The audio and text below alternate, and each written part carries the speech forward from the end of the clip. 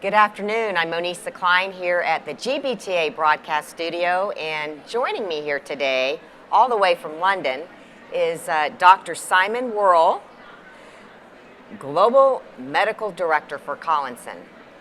Dr. Simon, welcome. Thank you very much. Welcome. Great to be here, actually, and great to be here mingling with Yes. so many people. Yes. Yeah. In the flesh, right? In the face flesh. to face, no Zoom. It's wonderful. We've got Yeah. over 4,000 people here. It's just great to Fantastic. be back together in Back to person. normal. Absolutely, Yeah. absolutely. Well, first off, tell us a little bit about what Collinson does, who Yeah. you are and what you do. Yeah, so I'm the medical director of Collinson, which means I'm in charge of all of our nurses and doctors and medical efforts to look after people around the globe.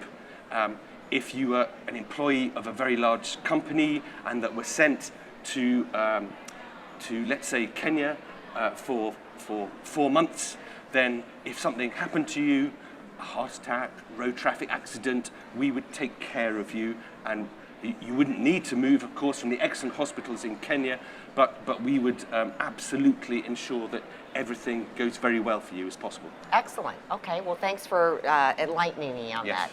So COVID has been a blight Yes. on travel for the last 2 years. Can we now forget about it? For most of us, we really can forget about it. Good. Which is really fantastic. As we all know, the vaccine production and rollout for most of the world has been astonishing. The results of the vaccination against COVID have been amazing. So we really can be very thankful that if you are vaccinated and boosted, then we can go back to normal. Now, for those of us who are over 50, like me, we may need occasional boosters. I don't know if you heard, but in the UK yesterday, it's been accredited the first bivalent vaccine, which means it has activity against COVID, but also Omicron variant. Okay. And so I will be boosted with that vaccine in 3 or 4 months' time, because I'm over 50. But for most people, we can really just return back to normal. Oh, that's music to my ears, Yeah. and I'm sure 4,000 people that are here too. Yes. So for most, we are now truly post-COVID. Yes. What does this mean for travel and, in fact, society at large? Yes. Well, for travel, thank goodness, it means that we don't have to have the complicated tests for COVID before we travel, tests after we travel, quarantining, all the things that we had to do for the last 2 years. It means that when we sit on a plane, we don't have to be covered with a mask for 8 hours to Charlotte, as I did a couple of days ago. For society, it means we can just go back to normal. We can go back to the workplace. We can greet and talk with our colleagues. And for the rest of us, we can go to theatres. We can go to football matches and really go back to normal life. Wow. Okay. So is that it? That's it? Or no more pandemics for another 100 years? I wish that was the case. We've had the good news, and Yes. now I'm going to give some reality. Okay. A reality check. Yeah, we've been told that pandemics only occur once every 100 years, and that's paying reference to the 1918 First World War Spanish flu. Spanish flu. It's not correct. It's not correct at all. If we just have a cursory look of the last 10 years, we had several outbreaks of Ebola. We had Zika. Zika finished in 2017, only 5 years ago. We had H1N1. We had MERS, it's another coronavirus. So essentially, we have had significant infections and outbreaks every 2 to 3 years. So yes, we can turn our backs on COVID. Unfortunately, there will be a new virus that's just around the corner, and we need to be prepared for that.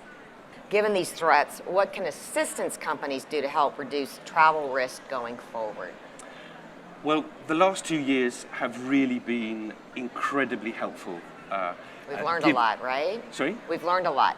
We've learned an enormous amount. So we've worked hand in hand with biotech companies, helping to deploy PCR tests for COVID, instigating new modalities, LAMP testing, I don't know if you remember that, and of course antigen testing. So we've worked hand in hand with biotech companies, and also we've set up clinics around the world, 14 clinics in the UK, clinics in APAC, and in the US. We've still got clinics in Dallas-Fort Worth. We're still testing for large film companies 2 years in, believe it or not.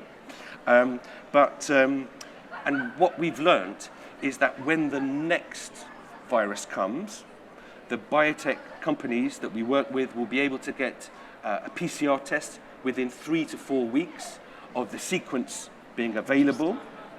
And then we'll be able to set up clinics, as we have done, very quickly around the world where they're needed.